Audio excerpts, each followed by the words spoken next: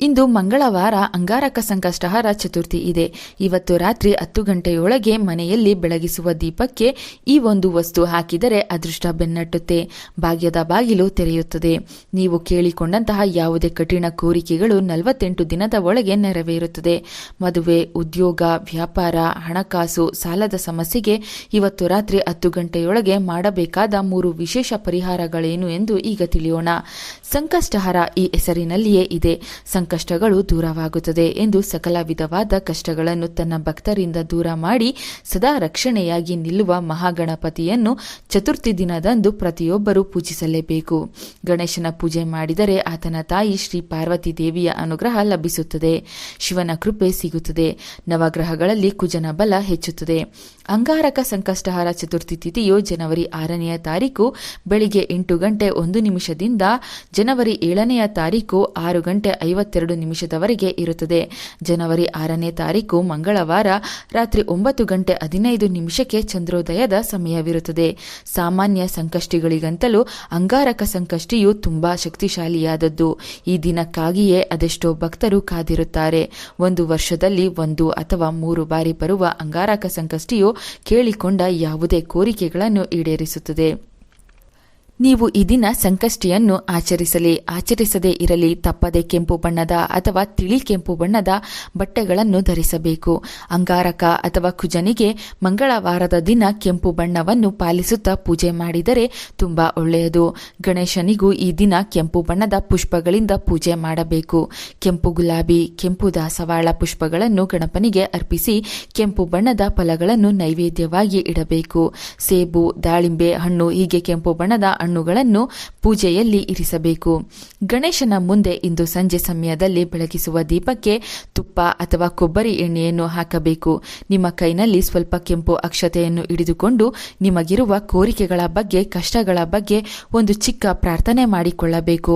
ಅಂಗಾರಕ ಸಂಕಷ್ಟಿಯಂದು ಯಾರು ಕೆಂಪು ಅಕ್ಷತೆಯನ್ನು ಸಂಕಲ್ಪ ಮಾಡಿ ಆ ಅಕ್ಷತೆಯನ್ನು ಗಣೇಶನ ದರ್ಶನ ಮಾಡುತ್ತಾ ದೀಪಗಳಿಗೆ ಹಾಕುತ್ತಾರೋ ಆ ಮನೆಯಲ್ಲಿರುವ ಬಡತನ ದೂರವಾಗುತ್ತದೆ. ಸ್ವಲ್ಪ ಅಕ್ಷತೆಯನ್ನು ದೀಪಕ್ಕೆ ಹಾಕಿ ಉಳಿದ ಅಕ್ಷತೆಯನ್ನು ನಿಮ್ಮ ಶಿರಸ್ಸಿನ ಮೇಲೆ ಅಂದರೆ ತಲೆಯ ಮೇಲೆ ಹಾಕಿಕೊಳ್ಳಬೇಕು. ಉಪವಾಸ ಮಾಡಲು ಶಕ್ತಿ ಇದ್ದರೆ, ನೀವು ಆರೋಗ್ಯವಂತರಾಗಿದ್ದರೆ ಇಂದು ಬೆಳಿಗ್ಗೆ ಗಣಪನ ಮುಂದೆ ಮುಡುಪನ್ನು ಕಟ್ಟಿ ನಂತರ ಉಪವಾಸ ದೀಕ್ಷೆ ತೆಗೆದುಕೊಂಡು ಸಂಕಷ್ಟಿ ವರದಾಚರಣೆಯನ್ನು ಮಾಡಿ.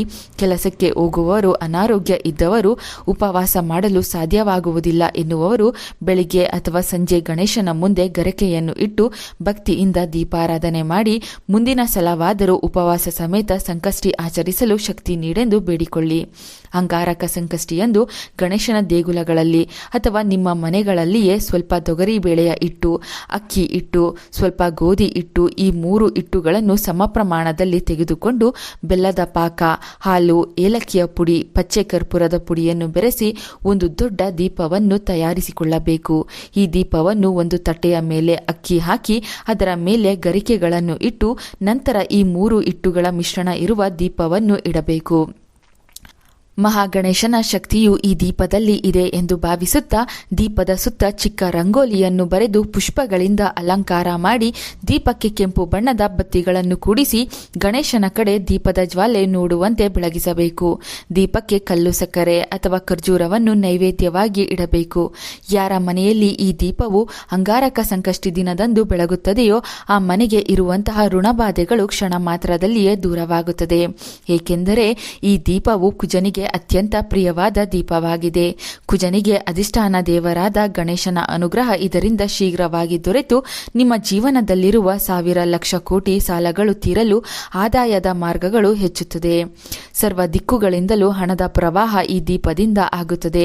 ಸಂಕಷ್ಟಿಯಂದು ಸಂಜೆ ಸಮಯದಲ್ಲಿ ಈ ದೀಪಾರಾಧನೆ ಮಾಡಿ ಮರುದಿನ ಈ ದೀಪವನ್ನು ಯಾರು ಓಡಾಡದೆ ಇರುವ ಜಾಗದಲ್ಲಿ ಇಟ್ಟು ಬರಬೇಕು ಅಥವಾ ಹರಿಯುವ ನೀರಿನಲ್ಲಿ ಬಿಟ್ಟು ಬರಬೇಕು. ಇದರ ಜೊತೆಗೆ ಸಾಧ್ಯವಾದರೆ ಮನೆಗೆ ಸಮೀಪವಿರುವ ಗಣೇಶನ ಗುಡಿಗೆ ಬಂದು ಸಂಜೆ ಸಮಯದಲ್ಲಿ ನಡೆಯುವಂತಹ ಪೂಜೆಯ ದರ್ಶನ ಮಾಡಿ ಗಣೇಶನ ಕಥೆಯನ್ನು ಕೇಳಿ ಮನೆಗೆ ಬನ್ನಿ. ಮೇಲೆ ತಿಳಿಸಿದ ಚಂದ್ರೋದಯದ ಸಮಯದಲ್ಲಿ ಚಂದ್ರನಿಗೆ ಮರೆಯದೆ ಅರ್ಘ್ಯವನ್ನು ಅರ್ಪಿಸಿ ಗಂ ಗಣಪತಿಯೇ ನಮಃ ಎಂದು 21 ಸಲ ಹೇಳಿಕೊಳ್ಳಿ. ಪಾರ್ವತಿ ದೇವಿಗೆ ಸಂಬಂಧಿಸಿದ ಮಂತ್ರಗಳನ್ನು ಈ ದಿನ ಹೇಳಿಕೊಂಡರೆ ಕಷ್ಟಗಳು ಬಹುಬೇಗನೆ ನಿಮ್ಮಿಂದ ದೂರವಾಗುತ್ತದೆ. ಏಕೆಂದರೆ ದೇವಿ ಭಾಗವತದಲ್ಲಿ ಚಂಡಿಕಾ ಪಾರಾಯಣವನ್ನು ಚತುರ್ಥಿಯ ದಿನ, ನವಮಿಯ ದಿನ ದಿನ, ಅಷ್ಟಮಿಯ ದಿನ, ಅಮಾವಾಸ್ಯೆ, ಪೂರ್ಣಿಮೆಯ ದಿನ ಮಾಡಿದರೆ ಕಲಿಯುಗದಲ್ಲಿ ಬರುವ ಕಷ್ಟಗಳಿಂದ ಪಾರಾಗಬಹುದು ಎಂದು ತಿಳಿಸಿದ್ದಾರೆ.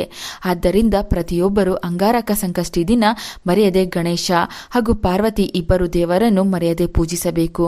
ಸಂಕಷ್ಟಿಯಂದು ಯಾರ ಮೇಲೂ ಕೋಪ ಮಾಡಿಕೊಳ್ಳಬೇಡಿ. ನೀವು ಪ್ರಯಾಣ ಮಾಡುತ್ತಿದ್ದರೆ, ವ್ರತಾಚರಣೆ ಮಾಡಲು ಸಾಧ್ಯವಾಗದಿದ್ದರೆ ಮೊಬೈಲ್ನಲ್ಲಿ ಸಂಕಷ್ಟಿಯ ಕಥೆಯನ್ನು ಹಾಕಿಕೊಂಡು ಕೇಳಿ. ಈ ದಿನ ಬ್ರಹ್ಮಚರ್ಯವನ್ನು ತಪ್ಪದೆ ಪಾಲಿಸಬೇಕು. ಈ ದಿನ ದಕ್ಷಿಣೆ ಸಮೇತ ತಾಂಬೂಲವನ್ನು ಒಂದು ದಾಳಿಂಬೆಯ ಹಣ್ಣಿನ ಜೊತೆ ಯಾರಿಗಾದರೂ ನೀಡಿದರೆ ಮನಸ್ಸಿನಲ್ಲಿ ಅಂದುಕೊಂಡಂತಹ ಕೋರಿಕೆಗಳು 48 ದಿನದ ಒಳಗೆ ತೀರುತ್ತದೆ. ಈ ತಾಂಬೂಲವನ್ನು ನೀವು ನೀಡುವಾಗ ಗಣಪನಿಗೆ ಪ್ರಿಯವಾಗುವ ಯಾವುದಾದರೂ ಒಂದು ಕೆಲಸ ಮಾಡುತ್ತಾನೆಂದು ಹರಕೆ ಮಾಡಿಕೊಳ್ಳಬೇಕು. ಅಂಗಾರಕ ಸಂಕಷ್ಟಿಯ ಈ ವಿಡಿಯೋ ನಿಮಗೆ ಇಷ್ಟವಾದರೆ ಭಕ್ತಿಯಿಂದ ಲೈಕ್ ಕೊಟ್ಟು ಜೈ ಗಣೇಶ ಎಂದು ಬರೆದು ಶೇರ್ ಮಾಡಿ. ನಮ್ಮ ಚಂದನ ಲೋಕ ಯೂಟ್ಯೂಬ್ ಹಾಗೂ ಫೇಸ್ಬುಕ್ ಪೇಜನ್ನು ಫಾಲೋ ಮಾಡಿ. Thank you.